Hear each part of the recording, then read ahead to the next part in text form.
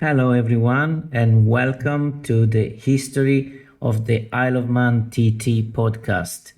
30 minutes to talk about this amazing event that is taking place these days in the Isle of Man as every year. Today, in fact, we head into a tiny island in the Irish Sea, where ordinary public roads become the stage for one of the most dangerous and legendary sporting events ever created. This is the story of the Isle of Man TT. For more than a century, riders have blasted through villages, skimmed stone walls, crossed mountains roads in fog and rain, and reached speeds over 200 miles per hour, all while racing inches away from disaster. Some call it motorsport's ultimate challenge. Others call it completely insane. But whether you love motorcycle racing or have never watched a lap in your life, the TT has a way of grabbing your imagination. Because the Isle of Man TT isn't just a race, it's history, it's engineering, it's courage.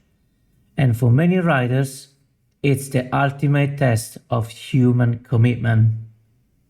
So today, we'll explore how it began in 1907, how it survived wars and controversy, how it shaped motorcycle culture around the world, and why, despite the danger, riders still line up every year to take on the mountain course.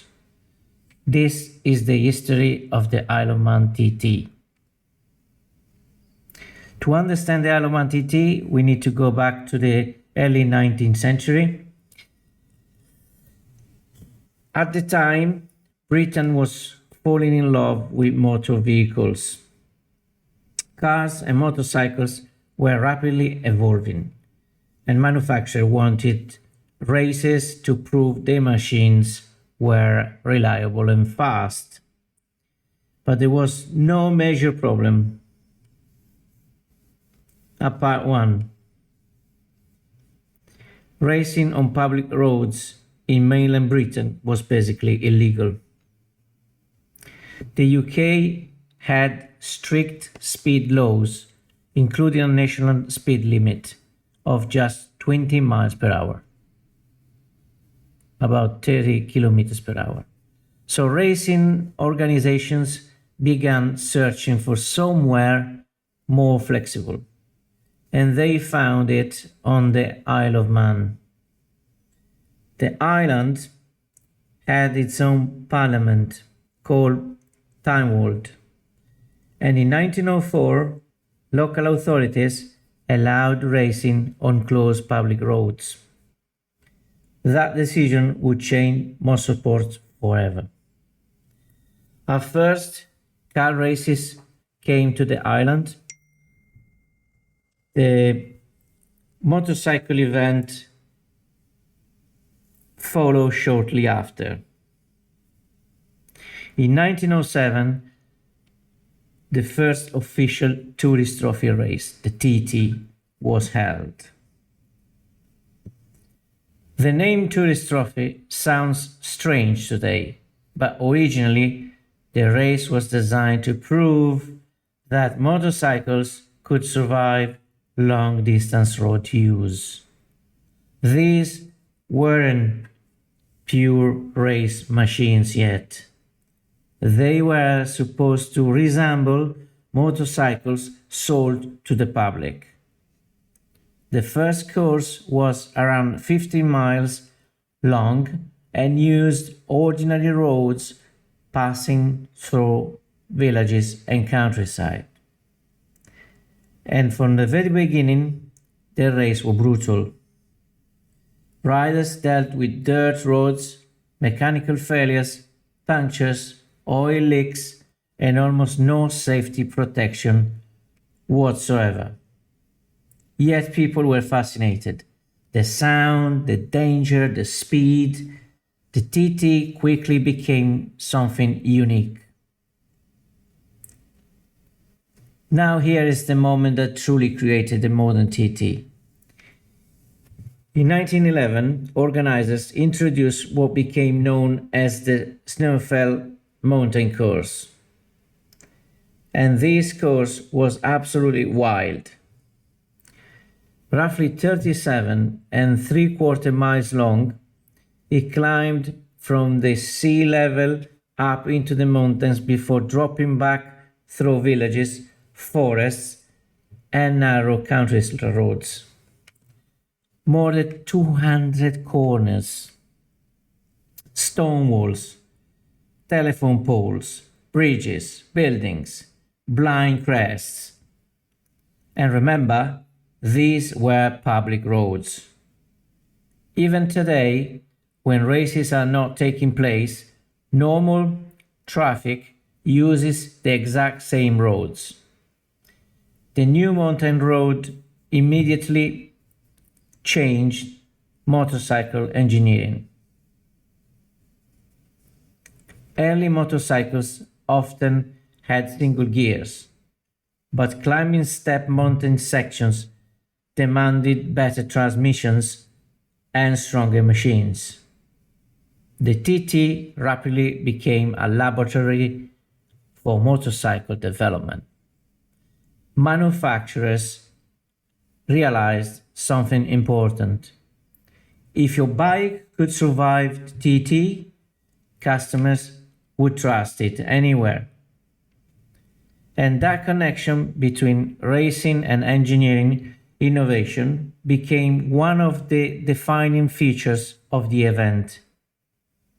But 1911 also brought tragedy. Victor Surridge became the first rider to die in connection with the TT after crashing during practice.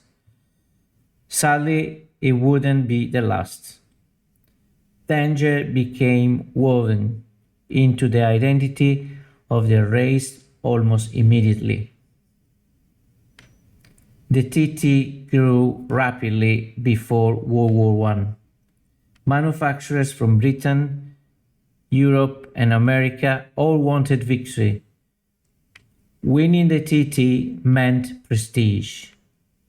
It meant publicity. And it meant proving your engineering superiority.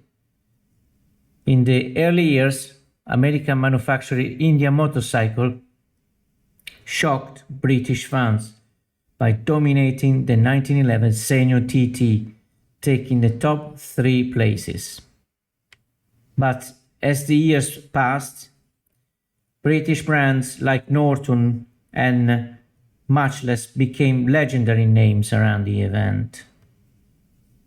Riders during this era were not professional athletes in the modern sense. Many were mechanics, engineers, factory testers. They raced with leather caps, primitive helmets, and minimal protection. And remember, motorcycles themselves were incredibly unreliable. Fuel system failed constantly. Tires exploded. Chains snapped. Just finishing the TT could be considered an achievement. When World War I arrived and racing stopped, the TT disappeared for several years as Europe descended into conflict. But after the war, it returned stronger than ever. The 1920s and 1930s helped turn the TT into a global sporting spectacle. Crowds flooded onto the island. Manufacturers treated the race as the ultimate proving ground. And riders became national heroes. The mountain course itself became famous around the world. Sections like Bray Hill, Ballow Bridge, Ramsey Hairpin, and the terrifying Mountain Mile developed almost mythical reputations. Even today, TT fans speak about these corners almost like sacred landmarks. And the bikes were becoming dramatically faster. That's what makes the TT unique throughout history. The course barely changed, but the machines evolved enormously.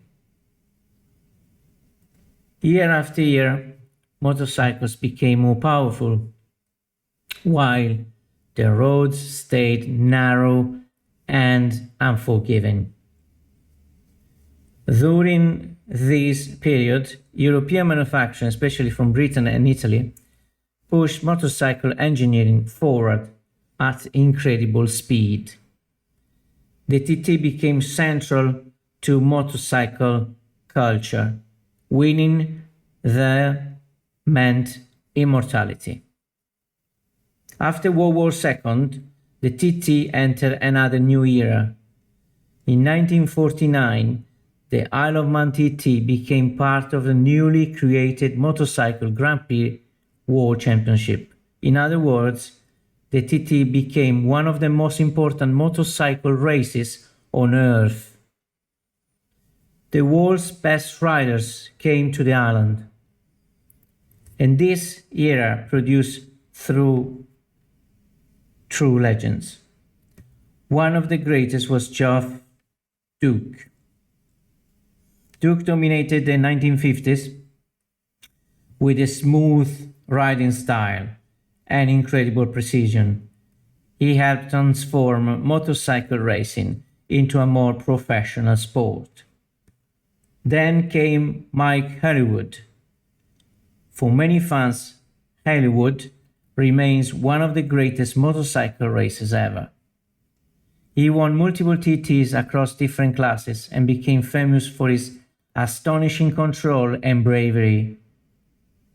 His comeback victory in 1978, after years away from motorcycle racing, became one of the most celebrated moments in TT history. People still talk about it today. But while the racing became faster and more glamorous, another reality became impossible to ignore. The TT was unbelievably dangerous. There is no way to tell the history of the IoM TT without talking about risk. Became danger because danger is at the center of everything. Modern circuits are designed with runoff areas, gravel traps, and advanced barriers. The TT has stone walls, trees, houses, lamp posts. The TT has stone walls, trees, houses, and lamp posts, we said. And riders race at astonishing speeds. Average lap speeds today exceed 135 miles per hour. In some classes, with top speed over 200 miles per hour, around 330 kilometers per hour. That's difficult to comprehend. Imagine threading a motorcycle through tiny villages faster than many airplanes take off. Over the decades, hundreds of competitors have died, and the TT and related events. And this has created enormous controversy. Critics argue the race is too dangerous to continue. Supporters respond that riders fully understand the risks and willingly choose to compete. This debate has followed the TT for generations. And unlike many other sports, there is no simple answer, because for the riders, the danger is part of what makes the achievement meaningful. Many competitors describe the TT as the ultimate expressions of motorcycle racing, not because it's safe, but because it demands absolute commitment. By the late 1960s and early 1970s, professional motorcycle racing had changed dramatically. Grand Prix riders increasingly believed permanent race circuits were safer and more modern, and many began criticizing the TT. One major turning point came from world champion Giacomo Agostini. After the death of his close friend Gilberto Parlotti during the 1972 TT, Agostini announced he would never race there again. That decision mattered enormously because Agostini was arguably the biggest star in motorcycle racing. Other top riders followed. Eventually, in 1976, the TT lost its place in the Motorcycle Grand Prix World Championship. From some observers, that should have been the end, but it wasn't, because the TT had become something bigger than a motor championship round. It had become its own world. Even after losing world championship status, the TT survived, and in many ways it became even more iconic. The race evolved into the ultimate road racing events. Specialists emerged who dedicated their entire career to mastering the mountain course. And mastering the course is incredibly difficult. Riders memorize every bump, every braking point, every change in camber. More than 200 corners. One mistake can end everything. Modern onboard footage from the TT looks almost unreal. The bike leap over crests. They skim walls by inches. They fly through villages at terrifying speed. And fans love it because it feels authentic in a way few sporting events still do. There is no stadium environment. The entire island becomes part of the race. People watch from pub gardens, edges, rooftops, and mountain slopes. The atmosphere is close to a giant festival than a traditional motorsport event. You can't talk about the modern TT without mentioning the legendary riders who defined it. Joey Dunlop became perhaps the most beloved figure in TT history. The quiet rider from Northern Ireland won 26 TTs and earned enormous respect from both his talent and humility. Many fans